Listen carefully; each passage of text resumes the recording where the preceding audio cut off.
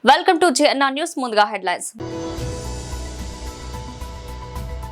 రాష్ట్ర ఎన్నికల సంఘం కార్యాలయం మాసాబ్ ట్యాంక్ వద్ద మీడియాతో మాట్లాడుతున్న బీఆర్ఎస్ నాయకులు. తాడేపల్లిలోని వైఎస్ఆర్సీపీ కేంద్ర కార్యాలయంలో మాజీ MLA Malladi Vishnu press meet.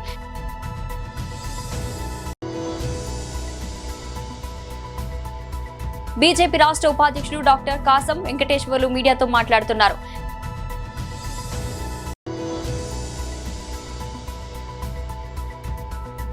Kalvakuntla Kavitha ఇంటికి వచ్చిన సిబిఐ అధికారులు. న్యూస్ 1. రాష్ట్ర ఎన్నికల సంఘం కార్యాలయం మాసబ్ ట్యాంక్ వద్ద మీడియాతో మాట్లాడుతున్న బీఆర్ఎస్ నాయకులు. మొన్నటి మున్సిపల్ ఎన్నికల్లో ఒక స్పష్టమైనటువంటి తీర్పు ప్రజల నుంచి వస్తే దాన్ని కూడా అపహాస్యం చేసేటువంటి పరిస్థితి ఈ రాష్ట్ర ప్రభుత్వానికి ఉన్నది. దాదాపుగా మేము స్ట్రెయిట్గా మొన్నటి మున్సిపల్ ఎన్నికల్లో 28 నుండి 30 మున్సిపాలిటీల్లో గెలిచినాం. ఇప్పటివరకే వచ్చినటువంటి ఫలితాలను బట్టి 18, దాదాపుగా మేము గెలిచినటువంటి వాటిని కూడా తొర్రూరు లాంటిది, ఆమనగల్లు, క్యాతనపల్లి, జనగామ, ఇబ్రాహీంపట్నం, ఈ విధంగా దాదాపు 10-12 స్థానాల్లో కూడా గెలిచినటువంటి దాన్ని అప్రజాస్వామికంగా అక్రమంగా పోలీసులని ఉపయోగించుకొని చాలా దుర్మార్గమైనటువంటి రీతిలో ఈ ప్రభుత్వం వ్యవహరించడం చాలా దుర్మార్గము. అదే కాదు, సాక్షాత్తు చట్టాలను గౌరవించాల్సినటువంటి స్పీకర్ గారు కూడా ఏకగ్రీవంగా బీఆర్ఎస్ కౌన్సిలర్ గెలిస్తే వికారాబాద్లో సర్టిఫికెట్ తీసుకోకముందుకే ఆయన మెడలో కాంగ్రెస్ కండువా కప్పడం అనేటువంటిది ఏ రకంగా రాజ్యాంగ హక్కులని ఈ స్పీకర్ గారు గౌరవిస్తున్నారో చాలా స్పష్టంగా అర్థమవుతున్నది. మేము సూటిగా ఈ ప్రభుత్వాన్ని అడుగుతా ఉన్నాం. ఇవాళ క్యాతనపల్లి కావచ్చు, ఇబ్రాహీంపట్నంలో 3 వారాల్లో ఎన్నికలు నిర్వహించాలని కోర్టు చెప్తే 3వ తేదీన ఇబ్రాహీంపట్నం తీర్పు వచ్చింది, ఆర్డర్ వచ్చింది. అదేవిధంగా 10వ తేదీన క్యాతనపల్లికి సంబంధించింది. మరి 3వ తేదీన వెలువడ్డటువంటి ఇబ్రాహీంపట్నం తీర్పు ఆర్డర్లో చాలా స్పష్టంగా ఇప్పటికే ఎన్నికల ప్రక్రియ కంప్లీట్ అయింది, అక్కడ వెలువరించాల్సింది కేవలం ఎన్నికల కమిషన్ చైర్మన్ ని మాత్రం ప్రకటించాల్సినటువంటి అవసరం ఉన్నది. దాన్ని కూడా తాత్సారం చేస్తా ఉన్నారు. ఇంకా దుర్మార్గం ఏంటంటే అక్కడ 13 సీట్లు గెలుచుకుని ఉన్నాం మేము. ఇబ్రాహీంపట్నంలో 7 మాత్రమే కాంగ్రెస్ పార్టీ గెలిచింది. చాలా స్ట్రెయిట్ గా మేము మాకు అక్కడ చైర్మన్ స్థానాన్ని కట్టబెట్టినప్పటికీ దుర్మార్గంగా దాన్ని గుంజుకునేటువంటి ప్రయత్నం చేస్తా ఉన్నారు. ఇప్పటికీ నెల 15 రోజులుగా ఒక ప్రహసనంగా కొనసాగుతా ఉన్నది. అదే కాదు, క్యాతనపల్లిలో దాదాపు 14 స్థానాల్లో మేము గెలిస్తే 7 స్థానాల్లో మాత్రమే కాంగ్రెస్ గెలిస్తే అక్కడ అక్రమంగా మా పార్టీ మాజీ పార్లమెంట్ సభ్యుడు, మా పార్టీ మాజీ శాసనసభ్యుడు బాల్క సుమన్ గారి పైన అక్రమ కేసులు పెట్టి దాదాపు 16 రోజులు జైల్లో పెట్టడాన్ని అక్కడ ప్రజలు గమనిస్తున్నారు, తెలంగాణ ప్రజలందరూ కూడా గమనిస్తా ఉన్నారు.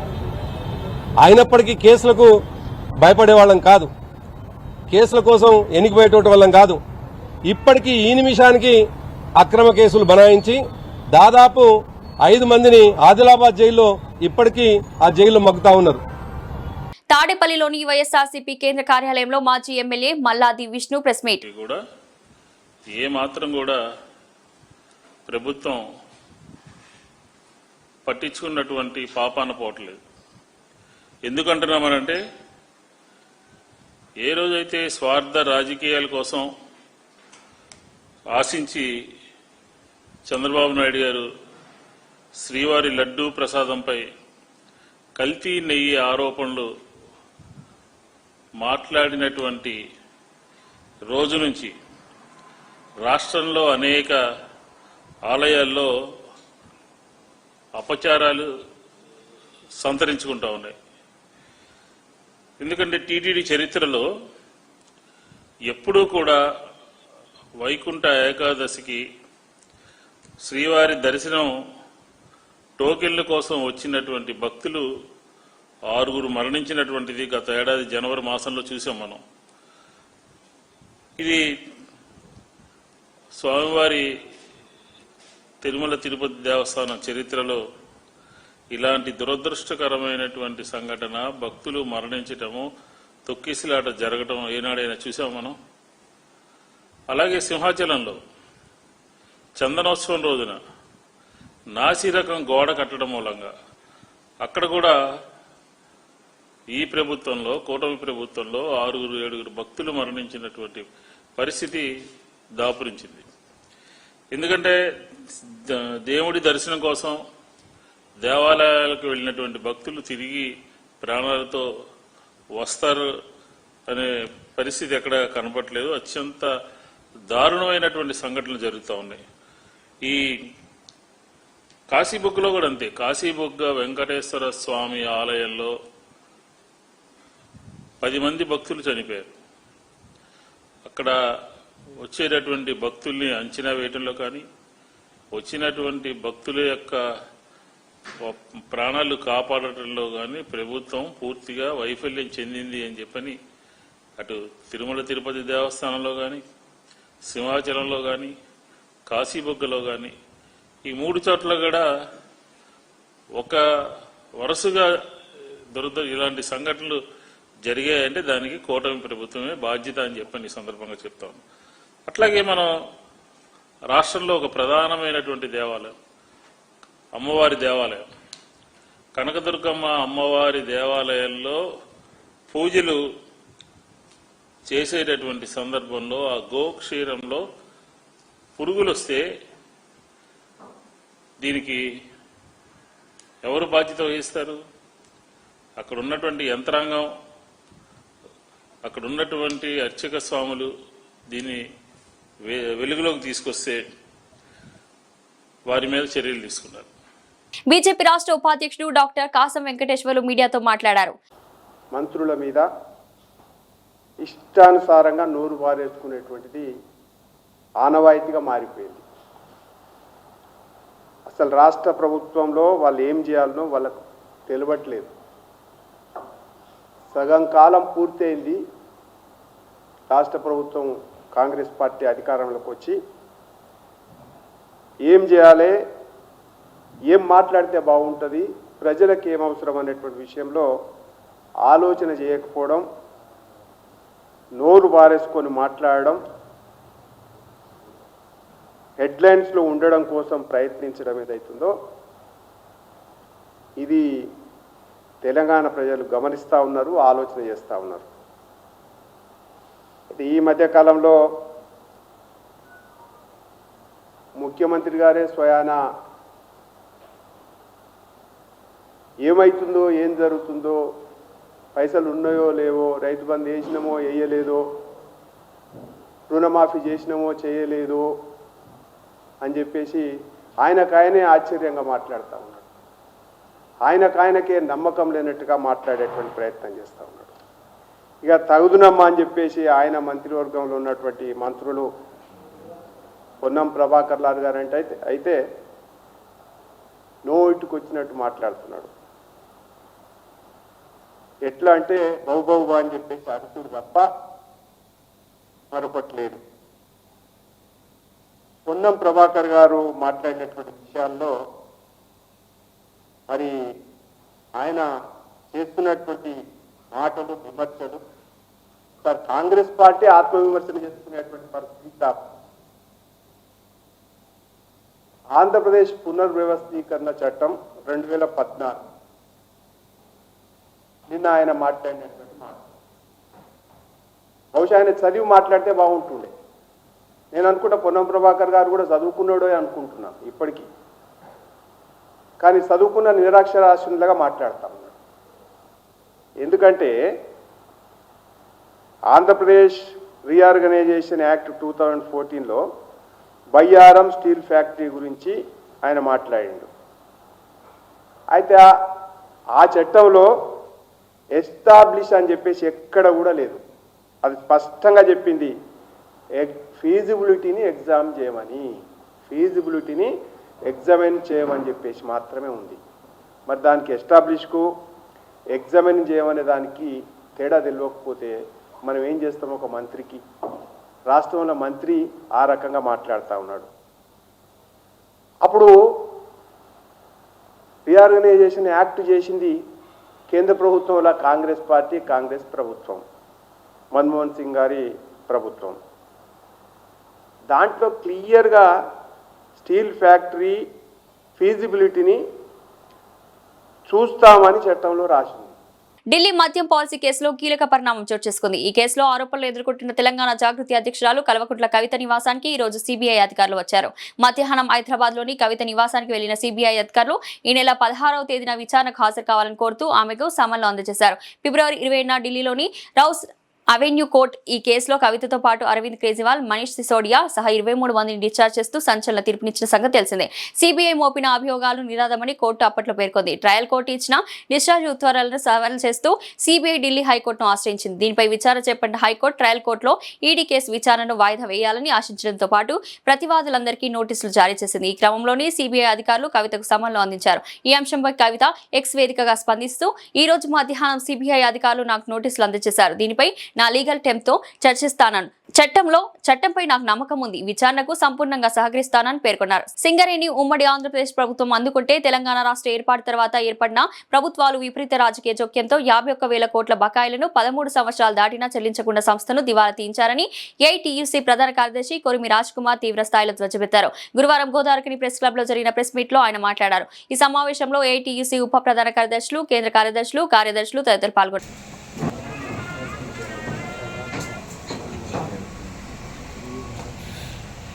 మొదటగా ప్రింట్ మీడియా, ఎలక్ట్రానిక్ మీడియా మిత్రులకు అందరికీ శుభోదయం, నమస్కారాలు. ఈరోజు సింగరేణిలో ఒక ప్రత్యేకమైన అనిశ్చితి నెలకొంది. అంటే సింగరేణిలో ఎన్నికలు జరిగిన ఎన్నికల్లో కార్మిక సంఘాలకు ఇవ్వాల్సిన ప్రియారిటీ కానీ, లేక సంఘం ముందు పెట్టిన సక్ష సమావేశంలో పెట్టిన ఏవైతే సమస్యల పరిష్కారానికి యాజమాన్యం చొరవ చూపెట్టుకపోవడం, అదేవిధంగా ఇప్పుడు ఈ మధ్యకాలంలో ఈ యొక్క బొగ్గు బ్లాకుల మీద లేకపోతే టెండర్ల మీద ఒక రాజకీయంగా అవినీతి మరకబడడం, అదేవిధంగా ప్రాజెక్టు ప్లానింగ్లకు సంబంధించి తగు నిర్ణయాలు లేకపోవడం వల్ల ఈ సింగరేణిలో ఈరోజు మ్యాన్ పవర్ కానీ లేకపోతే ఉత్పాదకతకు ఒక భారీ నష్టం వాటిల్లినట్టుగా మేము అభిప్రాయపడతా ఉన్నాం. అంటే సింగరేణి గతం నుండి చూస్తే 72 మిలియన్ టన్నులు ఉన్నప్పుడు కేవలం 69 మిలియన్ టన్నులు వచ్చినట్టు, తీరా చూస్తే అఫీషియల్గా 60 మిలియన్ టన్నులు వచ్చినట్టు, 9 మిలియన్ టన్నులు ఈరోజు రాకుండా యాడ్ చేసి లాభాలు చేసుకున్నట్టు ఈరోజు చెప్తా ఉన్నారు. ఈసారి చూస్తే 74 మిలియన్ టన్నులు పెట్టుకుంటే 60 మిలియన్ టన్నులు కూడా వచ్చే పరిస్థితి లేదు. దాని ప్రధానమైన కారణం ఈరోజు ఇప్పటి వరకు అసలైతే ప్రతి మైన్లో ఓపెన్ కాస్ట్లో కార్మికులు ఒక ఉత్సాహంతో ఒక స్ఫూర్తిదాయకంగా ప్రొడక్షన్ తీయాలి, ఎట్టి పరిస్థితుల్లో ఒక పోటీగా కాంపిటేటివ్గా ఒక షిఫ్ట్కో షిఫ్ట్ ఈరోజు 100 టన్నులు ఒక షిఫ్ట్ తీస్తే ఇంకొక షిఫ్ట్లో 110 టన్నులు తీసే ఒక చైతన్యవంతమైన పోటీతో పనిచేసే ఈ మార్చిలో పేలవంగా నిస్తేజంగా కార్మిక వర్గం ఇటు అధికారులు కానీ ఒక స్ఫూర్తినిచ్చే పరిస్థితి ఈరోజు కనబడతలేదు. ఆ పర్యవసానమే అన్ని అండర్గ్రౌండ్ బావిలు ఓపెన్ కాస్ట్ కూడా బొగ్గు రాకపోవడం అనేది గమనించాలి. ఈరోజు మనం ఒకసారి చూసినట్టయితే గతంతో పోల్చుకుంటే అన్ని మైన్లు సుమారు అన్ని ఏరియాలు వెనుకబడ్డాయి. దీని ప్రధానమైన కారణం ఇప్పుడు మేము చెప్పిన అనేక రకాల అంశాలు. ఒకవైపు ఏంటంటే మనం లేనిది ఉన్నట్టు, ఉన్నది లేనిదంటూ చూపించుకోవడంలో సింగరేణి మొదటి నుంచి తాపత్రయపడుతున్న ఒక డొల్లతనాన్ని మొన్న మనం చూసినాం.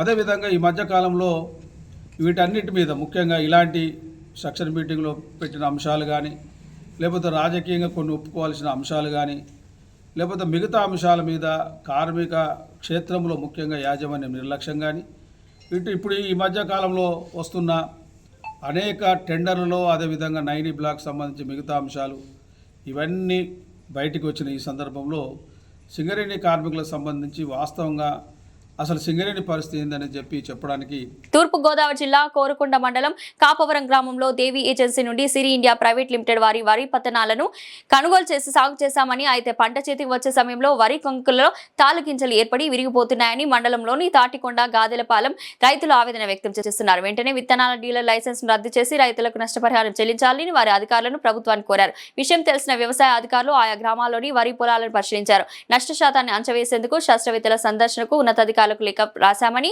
ఏడీఎస్ శ్రీనివాసరావు తెలిపారు.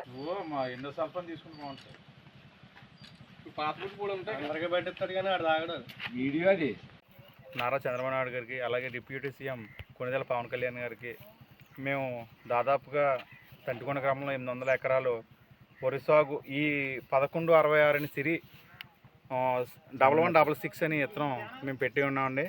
ఈ విత్తనం 30 రోజుల వరకు కూడా చేను తయారవ్వలేదండి పెట్టిన కానించి. అదేవిధంగా తయారైంది పోన్లే పిండి తప్పదప్పాలుగా మేము ఇంచుమించులో 7 కోటాలు 14 బత్తాల దాకా పిండి వేసి ఉన్నామండి. పెట్టుబడి కూడా చాలా ఎక్కువైంది. పోన్లే వరి ఏదో రకంగా చదురుకుండి అనే టైంలో ఇప్పుడు పాలు పోసిపోకుండా మెడ విరిపో తెలియడం లేదు, ఏమో తెలియడం, ఇత్తనం తేడా తెలియడం లేదు. ఈ రకంగా వరి కంకులన్నీ కూడా 50 కంకుల్లో ఒక దుబ్బుకు వచ్చి 50 కంకులు ఉంటాయండి. 50 కంకుల్లో ఒక 20-30 కణుకులు ఇలాగ పాలు పోసుకోకుండా ఇలాగ అయిపోతున్నాయండి. దానివల్ల తీవ్రమైన వరి పంట మాకు నష్టం కలుగుతుంది. దీని గురించి కోరుకొండ బుజ్జి షాపు వద్ద మేము అందరూ కూడా శ్రీదేవి ఏజెన్సీ వద్ద మేము ఖరీదు చేసి ఉన్నామండి. దపదపాలుగా మేము ఒక డిస్ట్రిబ్యూటర్స్ తంటికొండ బీసెట్ వెంకటేశ్వరరావు గారు ఉన్నాయి, అలాగే గాదిలపాలెం తుమ్మలపల్లి గంగాధర్ గారు ఉన్నాయి.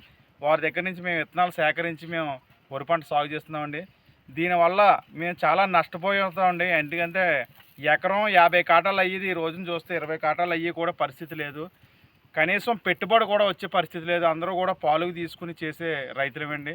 దీని గురించి అలాగే ముఖ్యమంత్రి చంద్రబాబు నాయుడు గారు, అదేవిధంగా డిప్యూటీ సీఎం గారు దీని గురించి త్వరితగతిన దీని గురించి కనుగొని ఇటువంటి నాసి రకమైన విత్తనాలు సరఫరా చేసే సీడ్ వారిని మీరు తక్షణమే వాళ్ళని లైసెన్స్ క్యాన్సిల్ చేసి మాకు తగిన నష్టపరిహారం ఇప్పించవలసిందిగా మీ విలేకరుల ద్వారా మేము తెలియపరుస్తున్నామండి.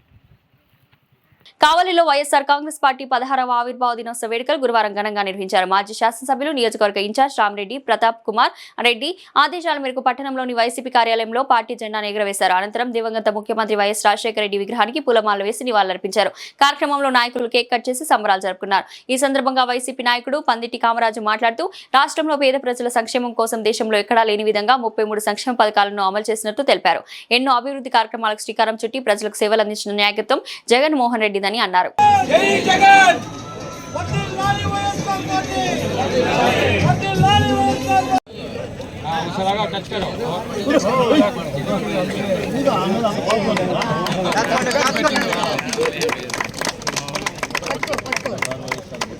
Happy birthday.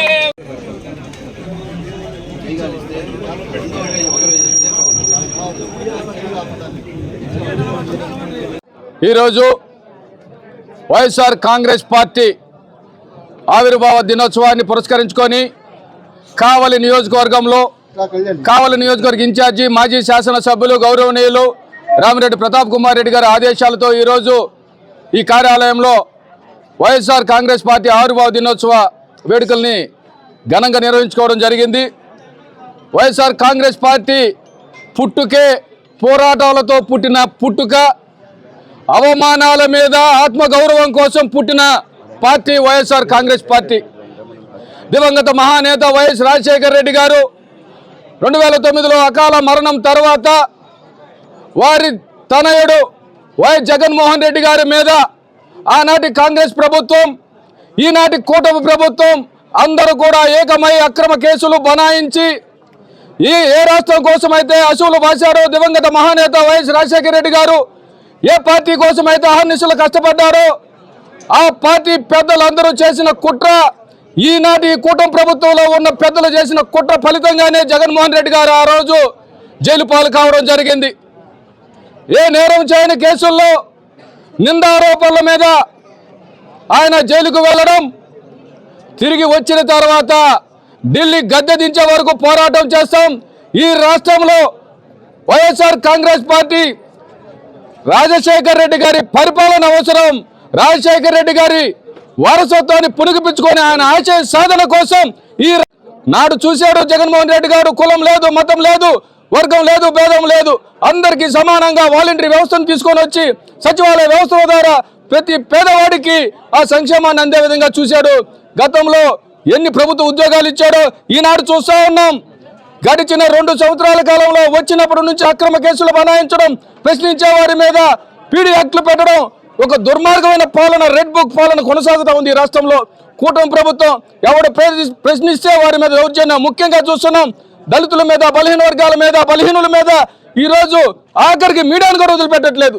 సోషల్ మీడియా కార్యకర్తల మీద ఎంత దుర్మార్గం అంటే ఒక పక్క సుప్రీంకోర్టు చెప్తా ఉంది చట్టాలు ఉల్లంఘన చేస్తా ఉన్నారు. అయినా ఇటువంటి దుర్మార్గం పాలన త్వరలో చెరపకెత్తో పాడే అవకాశం ఉంది. దేవులను సైతం వదలని ఈ కూటమి ప్రభుత్వం ఈరోజు పేద ప్రజలందరినీ కూడా ఇబ్బందుల పాలు చేస్తూ సంక్షేమాన్ని తుంగలో దొక్కి, అభివృద్ధిని తుంగలో దొక్కి 2 సంవత్సరాల నుంచి చూస్తా ఉన్నాం. బులెటిన్ ముగించే ముందు హెడ్లైన్స్ మరోసారి. రాష్ట్ర ఎన్నికల సంఘం కార్యాలయం మాసాబ్ ట్యాంక్ వద్ద మీడియాతో మాట్లాడుతున్న బీఆర్ఎస్ నాయకులు. తాడేపల్లిలోని వైఎస్ఆర్సీపీ కేంద్ర కార్యాలయంలో మాజీ MLA Malladi Vishnu press meet.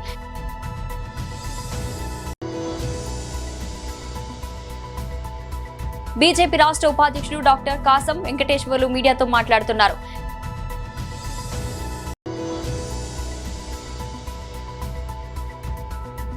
Kalvakuntla Kavitha ఇంటికి వచ్చిన సిబిఐ అధికారులు. న్యూస్ 1. ఇది ఈ రోజు బులెటిన్. మరో బులెటిన్లో మళ్ళీ కలుద్దాం. అంతవరకు సెలవు.